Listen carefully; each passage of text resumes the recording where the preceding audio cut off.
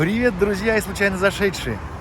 Я странный дядька. И я опять сегодня буду мучить вас брутализмом. Потому что в Белграде брутализм, он повсюду. Вот еще один памятник-шедевр. Называется Палата Сербия или Дворец Сербии. Административное здание, в котором, я так понимаю, сейчас находится там куча всяких разных министерств и государственного аппарата. Строиться это все начало сразу же после Второй мировой войны. И лет 10 примерно все это строили. Такой вот огромный кусок бетона. Деталей, правда, здесь уже не очень много, но тем не менее выглядит все равно чрезвычайно впечатляюще. Боюсь себе представить, сколько здесь тотальная, скажем так, жилая площадь у этого здания. Потому что вот эти крылья, они же продолжаются и на ту сторону здания, и вот туда. Очень, скажем так, известное здание. И тоже пользуется огромным спросом. Вон, например, стоит экскурсионная группа. Ей там рассказывают про это здание. А с той стороны, вот они только что ушли, тоже была такая же группа. То есть все это активно туристами разглядывают. Ну, пойдем, подойдем поближе, поглядим. Если ты работаешь где-нибудь вот там вот наверху, а тебе позвонили и сказали, что тебе надо прийти зачем-то вон туда вниз. Ты, в общем, пока оттуда туда по всем этим коридорам дойдешь, то, в общем, уже и рабочий день кончится. Я, к сожалению, не очень понимаю. No photo building. Ага. Why? This is Pala Srbije, imate znak zabranjeno slikanje. Там. Хорошо, окей. Where are you from? From Russia? Russia. Welcome to Serbia. No photo at all? No photo. Okay. Right? I'm sorry. These people, Ага. you? No. No, okay. Ну и все. Дворец Сербии снимать нельзя. Полиция не велит. Ну, не велит, значит, мы и не будем. А вообще, очень странно, что здание снаружи снимать нельзя. Это, ну, ладно, что, сербам виднее. Раз дворец Сербии снимать нельзя, значит, пойдем-ка мы в парк. Поближе к Дунаю, посмотрим на Дунай и на другие памятники. А вообще здесь на набережной, смотрите, как все сделано, стоят везде эти самые дебаркадеры. На дебаркадерах организовано всякое. Там, вот я так понимаю, наверное, какое-нибудь едальное заведение. Здесь что-то такое, как будто изба такая какая-то стоит. Написано вон там Чарда, Старакалиба.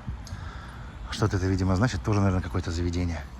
Вот тут вот явно чье-то жилье, похоже. Потому что там сразу висит табличка, что типа входить нельзя. Там вон дальше вообще большущее здание, двухэтажное, на плаву. Там дальше хостел, про который я говорил. Ну и дальше так и так. Но вы примерно поняли, как тут все организовано. То есть весь, получается, этот берег. Это все стоянка каких-нибудь плавучих штуковин, на которых что-то происходит. Пройдемся вдоль, посмотрим. Жалко, что вид на воду перекрыт деревьями. Но с другой стороны, а что делать? Что есть? Вообще, надо сказать, довольно быстро теплеет. Вот буквально еще час назад, как я вышел из дому своего временного, было прям прохладно. Сейчас я вон уже и куртку снял свою. И уже даже есть желание и эту кофту тоже снять, потому что ну, тепленько, прям реально тепленько. Там я вроде в прогнозе смотрел, днем вообще будет 18. Весь этот район, как я посмотрел на карте, называется Ушча. Ну, очевидно, устье, так сказать, реки. И вот те два здания, которые там вдалеке стоят, тоже считаются памятником брутализма. Но, честно говоря, вот такие здания для меня непонятны. Да, наверное, это брутализм. Особенно вот эта вот старая башня. Это, я так понимаю, башня поновее. Но в ней ничего особенного интересного. Просто высокое квадратное здание. Без каких-то архитектурных или там каких-то других изысков. С обыкновенными прямыми формами. Без каких-то там, не знаю, интересных деталей и вычурных форм. Такое вот неинтересно. Интересно, когда все очень необычное, очень хитрых, так сказать, кривых и в непонятных деталях. Вот такой брутализм я люблю. А вот такой брутализм нет. Ну и вот долго ли, коротко ли, вдоль набережной мы сюда добрались. Там вот дальше вдоль набережной расположена военная часть. Там какие-то вояки, у них какие-то катера, даже подводная лодка есть. И там везде, естественно, знаки. Снимать нельзя, смотреть нельзя, проходите мимо. Немножечко пахнет шизофренией. Это как будто такой голый мужик пришел на рынок, вокруг тысячи людей, а он им всем орет: не смотрите, не смотрите. Поставить всю свою воинскую часть в самом туристическом месте и требовать, чтобы никто туда не смотрел, выглядит довольно странно. Ну да ладно, что я такого понимаю. В общем, мы добрались до места впадения реки Савы в Дунай. Здесь можно прийти туда, вон, на самый берег и посмотреть на вот это вот все. Сам берег, то есть само устье не слишком облагорожено, но, по крайней мере, есть вот такая вот дорожка. Можно куда-то туда подойти. Птиц огромное просто количество. Ну и на той стороне это, собственно, ровно то место, откуда Белград начался. Вот на том высоком берегу, на том холме, древние римляне построили свою первую крепость больше 2000 лет назад. И с тех пор вот во что все это разрослось. Давайте посмотрим чуть поближе. Там вот смотрите, какие интересные изломанные стены поднимаются наверх. Вон проход есть, стены, в них арки, то есть какие-то ворота. Лестниц, короче, там тоже, видимо, хватает. Вот теперь куда-то туда, дальше я и пойду. Сначала в древнюю крепость. Она, смотрите, большущая. Вон, где башня одна. Потом вот вон наверху башня есть. И дальше вон стена. И где-то вон там вот башня. То есть получается, весь этот замок занимает прям огромную территорию. Судя по количеству всяких деревяшек и прочего мусора, все это место регулярно, видимо, подтапливается. Аж вон до той вот каменной подпорной стены. Я так понимаю, что в половодье здесь плещутся волны Савы. А настоящая набережная, получается, вот она идет вот там вот поверху. По наличию вот таких вот штук на набережной, когда-то уровень воды в реке Саве был гораздо выше. Вон можно посмотреть на ту сторону набережной.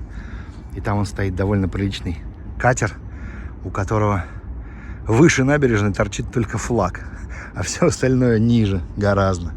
А вон там, смотрите, какая стоит какая-то такая очень длинная посудина. Или это так мне кажется, или это что-то прям какой-то вот такой вот длинный, начиная вон оттуда и заканчивая где-то вот здесь.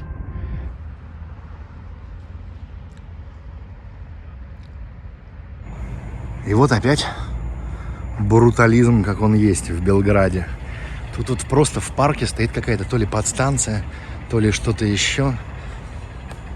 И она вместо того, чтобы просто быть какой-то бетонной коробкой, или может не бетонной, а из блоков, она, что называется, сооружена по всем правилам. Все отлито из бетона, все имеет какие-то интересные формы, с элементами декора, со всеми делами. Но ведь круто же, лучше, чем просто бездушные коробки какие-то стоящие. Крутяк. Хоп, и мы уже на другом берегу. Для вас прошло парочка секунд, а я вот оттуда вот обошел все по мосту, там поднялся на горку и пришел вот сюда, к той, как мне кажется, самой высокой точке крепости, на которую нужно подняться. Там написано, что это монумент победителю.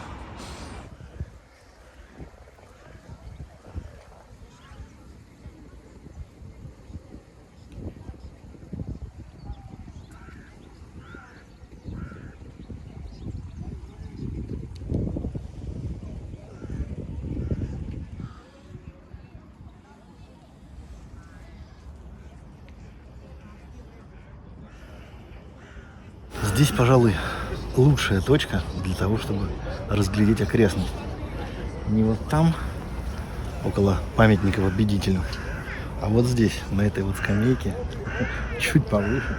Отсюда открывается замечательный вид. Единственная проблема сегодня — все в дымке и видно так себе. Но тем не менее, вид все равно крутейший. Вон, например, вон там вот башня Генекс, на которую мы с вами вчера поднимались. Вот это вот две башни в Ушче, мимо которых мы сегодня уже проходили.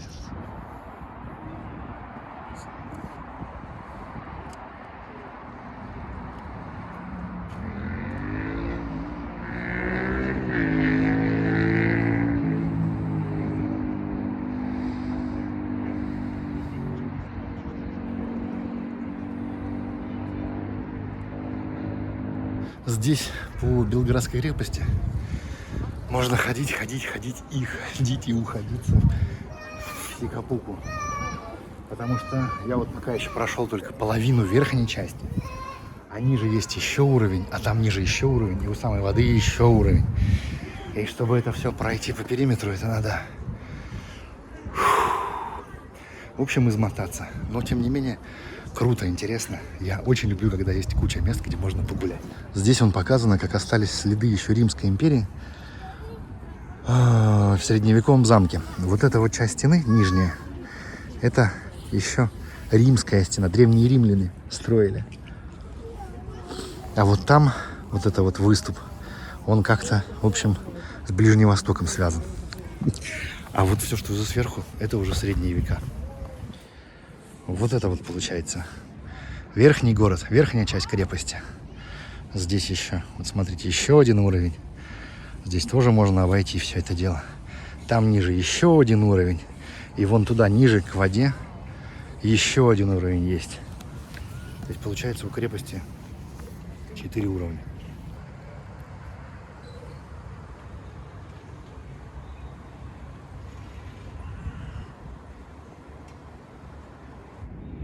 Вот с этого места как раз хорошо видно, сколько здесь уровней крепостной стены. Вот это еще древнеримская стена.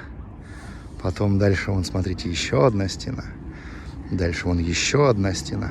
И вон там ниже еще одна стена. То есть из того, что я вижу, здесь как минимум 4 стены. А может быть еще и 5-я есть, просто ее отсюда не видно. Хочется, конечно, куда-то туда вот вниз спуститься, там походить. Но я прекрасно понимаю, что я уже так исходился, что потом будет очень сложно забраться обратно, если что.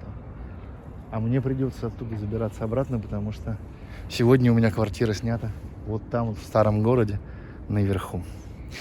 Короче, сейчас посмотрим. Ну, пока продолжаю гулять, пока еще ходится.